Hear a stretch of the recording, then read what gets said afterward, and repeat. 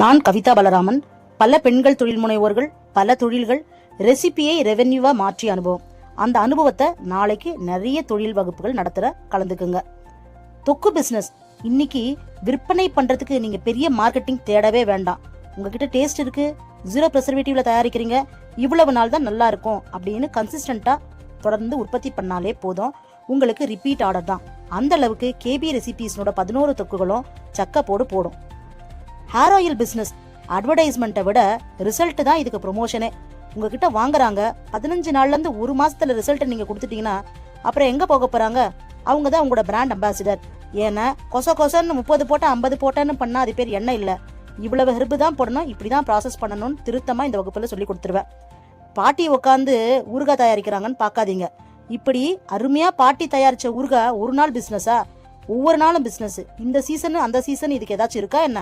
எல்லா நாளும் டிமாண்ட் இருக்கிற ஒரு ப்ராடக்ட். வாங்க 50 வெரைட்டி கத்துக்குங்க.